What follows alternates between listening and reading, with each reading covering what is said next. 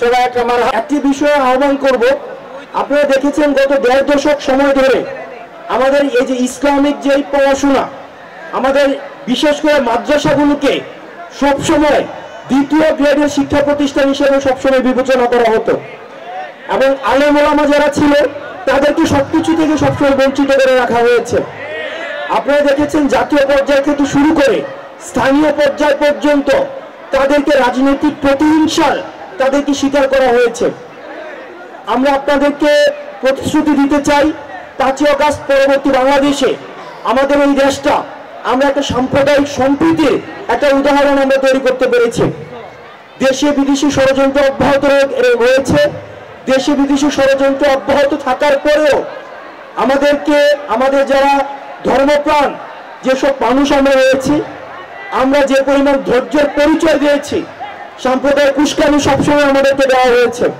আপনারা দেখেছেন যে আমাদের সিলেটে আমাদের এক ভাইকে সাম্প্রদায়িক উস্কানির মধ্য দিয়ে কুপিয়ে মেরে ফেলা হয়েছে। আমাদের সবসময় সাম্প্রদায়িক উস্কানি কিন্তু দেওয়া হয়। আমরা সেগুলো এত কিছুর পরেও কিন্তু আমরা ধৈর্যের পরিচয় দিয়েছি। সেটির জন্য আমাদের ধর্মপ্রাণ ইসলামিক যেই মানুষগুলো রয়েছে আমরা তাদের প্রতি কৃতজ্ঞতা জানাই এবং ভবিষ্যতের জন্য আপনাদেরকে সতর্ক করে দিচ্ছি, বিভিন্নভাবে আপনাদেরকে ব্যবহার করা হতে পারে। আমরা অতীতে যেভাবে আমরা পরমত সহিষ্ণুতার যে পরিচয় দিয়েছি, আমরা সাম্প্রদায়িক সম্প্রীতির যে পরিচয় দিয়েছি, আমরা ভবিষ্যতেও এই সাম্প্রদায়িক সম্প্রীতির আমাদের পরিচয় অব্যাহত থাকব। আমাদের দেবিদ্বারে বিভিন্ন ধর্মের মানুষ রয়েছে। আমরা যুগের পর যুগ, শতাব্দীর পর শতাব্দী আমরা বিভিন্ন দল মত নির্বিশেষে, বিভিন্ন ধর্ম মত নির্বিশেষে আমরা সম্প্রীতির মধ্য দিয়ে দেবিদ্বারে বসবাস করছি। আমরা প্রত্যাশা করব সেটিকে আমরা করতে চাই এবং কুমিল্লার যতগুলো আসন রয়েছে তার মধ্যে উল্লেখযোগ্য যে আসনটি দেবিদ্বার, আমরা প্রত্যাশা করব সেই আসনটি খুব শীঘ্রই এনসিপির আসন হিসেবে বিবেচিত হবে এবং সেটির জন্য আমরা আপনাদের সহায়তা চাই। আমরা আপনাদেরকে সাথে নিয়ে আমরা চেষ্টা করব, আমরা যে স্বপ্নের দেবিদ্বার ইতিমধ্যে গত 7 মাসে আপনারা ইতিবাচকতার কোন নিদর্শন কি আপনারা দেখতে পাচ্ছেন? গত 7 মাসে কি আপনারা সৃষ্টিশীল কার্যক্রমের আপনারা কোনো পদক্ষেপ দেখতে পাচ্ছেন? আপনারা কি গত 7 মাসে দীর্ঘ 1.5 দশকের তুলনায় অন্তত চেষ্টার পরিবর্তন দেখতে পাচ্ছেন কিনা? আমরা আপনাদেরকে কমিটমেন্ট দিতে চাই, আমরা আপনাদেরকে প্রতিশ্রুতি দিচ্ছি। এখানে শিক্ষক রয়েছেন, আলেম ওলামা রয়েছেন, খেটে খাওয়ার ভাইরা রয়েছেন, সিনজি চালক ভাই রয়েছেন, আমাদের কামার কোমর তাঁতি রাজমিস্ত্রি শ্রেণীর ভাই রয়েছেন।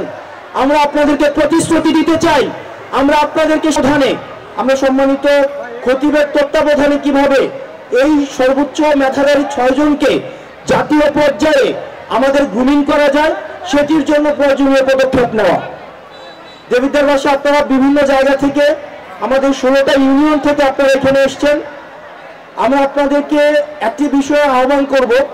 আপনারা দেখেছেন গত 1.5 দশক সময় ধরে আমাদের এই যে ইসলামিক যে পড়াশোনা, আমাদের বিশেষ করে মাদ্রাসাগুলোকে সবসময় দ্বিতীয় গ্রেডের শিক্ষা প্রতিষ্ঠান হিসেবে সবসময় বিবেচনা করা হতো এবং আলেম ওলামা যারা ছিল তাদেরকে সবকিছু থেকে সবসময় বঞ্চিত করে রাখা হয়েছে। আপনারা দেখেছেন জাতীয় পর্যায় থেকে শুরু করে স্থানীয় পর্যায় পর্যন্ত তাদেরকে রাজনৈতিক প্রতিহিংসার তাদেরকে স্বীকার করা হয়েছে। আমরা আপনাদেরকে প্রতিশ্রুতি দিতে চাই 5ই আগস্ট পরবর্তী বাংলাদেশে আমাদের এই দেশটা আমরা একটা সাম্প্রদায়িক সম্প্রীতির একটা উদাহরণ আমরা তৈরি করতে পেরেছি। দেশে বিদেশি ষড়যন্ত্র অব্যাহত রয়েছে, দেশে বিদেশি ষড়যন্ত্র অব্যাহত থাকার পরেও আমাদেরকে আমাদের যারা ধর্মপ্রাণ যেসব মানুষ আমরা রয়েছি, আমরা যে পরিমাণ ধৈর্যের পরিচয় দিয়েছি, সাম্প্রদায়িক উস্কানি সবসময় আমাদেরকে দেওয়া হয়েছে। আপনারা দেখেছেন যে আমাদের সিলেটে আমাদের এক ভাইকে সাম্প্রদায়িক উস্কানির মধ্য দিয়ে কুপিয়ে মেরে ফেলা হয়েছে। আমাদের সবসময় সাম্প্রদায়িক উস্কানি কিন্তু দেওয়া হয়। আমরা সেগুলো এত কিছুর পরেও কিন্তু আমরা ধৈর্যের পরিচয় দিয়েছি। সেটির জন্য আমাদের ধর্মপ্রাণ ইসলামিক যেই মানুষগুলো রয়েছে আমরা তাদের প্রতি কৃতজ্ঞতা জানাই এবং ভবিষ্যতের জন্য আপনাদেরকে সতর্ক করে দিচ্ছি, বিভিন্নভাবে আপনাদেরকে ব্যবহার করা হতে পারে। আমরা অতীতে যেভাবে আমরা পরমত সহিষ্ণুতার যে পরিচয় দিয়েছি, আমরা সাম্প্রদায়িক সম্প্রীতির যে পরিচয় দিয়েছি, আমরা ভবিষ্যতেও এই সাম্প্রদায়িক সম্প্রীতির আমাদের পরিচয় অব্যাহত থাকব। আমাদের দেবিদ্বারে বিভিন্ন ধর্মের মানুষ রয়েছে। আমরা যুগের পর যুগ, শতাব্দীর পর শতাব্দী আমরা বিভিন্ন দল মত নির্বিশেষে, বিভিন্ন ধর্ম মত নির্বিশেষে আমরা সম্প্রীতির মধ্য দিয়ে দেবিদ্বারে বসবাস করছি। আমরা প্রত্যাশা করব তাদেরকে পুরস্কার দিতে পেরেছি। এই পুরো প্রক্রিয়ায় আমাদের যেসব আলেম ওলামারা আমাদেরকে সহায়তা করেছেন, আমরা তাদের কাছে কৃতজ্ঞতা প্রকাশ করছি।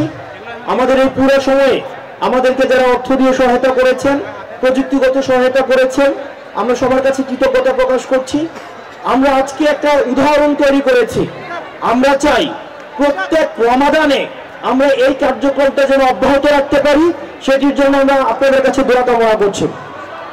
আল্লাহর কাছে দোয়া করবেন যাতে করে আমরা এই যে ধারাবাহিকতাটি, ইতিবাচক কাজের ধারাবাহিকতাটি আমরা যেন সবসময় আমরা অব্যাহত রাখতে পারি।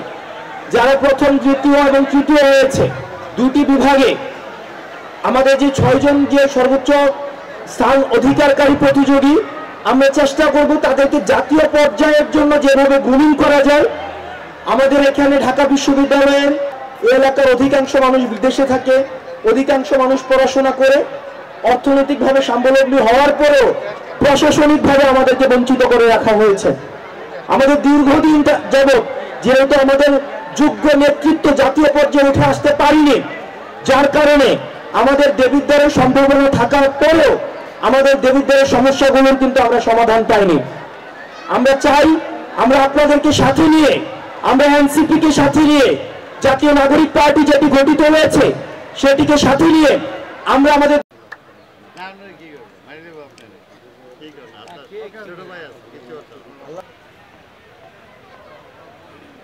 আমরা একটা উৎসবের মতো করে আমরা সারাদিন সংযমের সংস্কৃতির এই যে একটা জোয়ার চলছিল, সেগুলোকে দূর করে আমরা যেন প্রকৃত সংস্কৃতি, সুস্থ সংস্কৃতি, যে সংস্কৃতি মানুষকে চরিত্র শিখায়, এই ধরনের সাংস্কৃতিক অনুষ্ঠান ফজলুল হককে দেখিনি।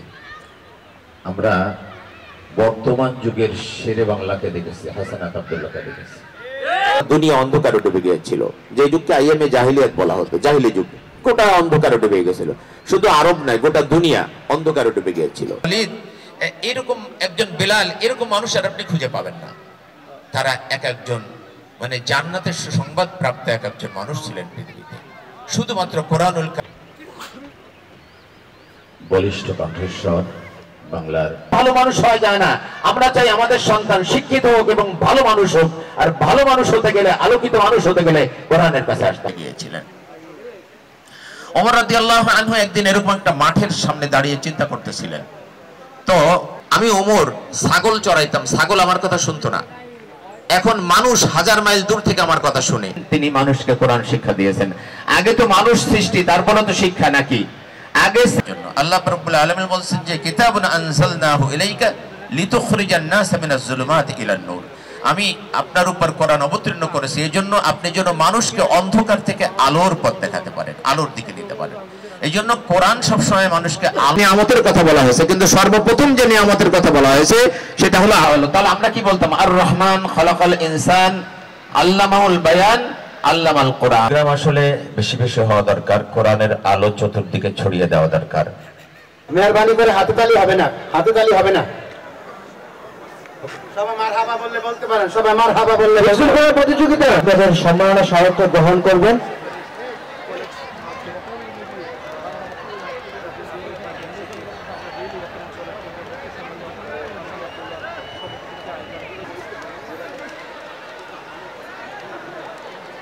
আমি মঞ্চে রেখে দিচ্ছি আজকের অনুষ্ঠানে আমাদের হিফজুল কোরআন প্রতিযোগিতার বিজ্ঞ বিচারক।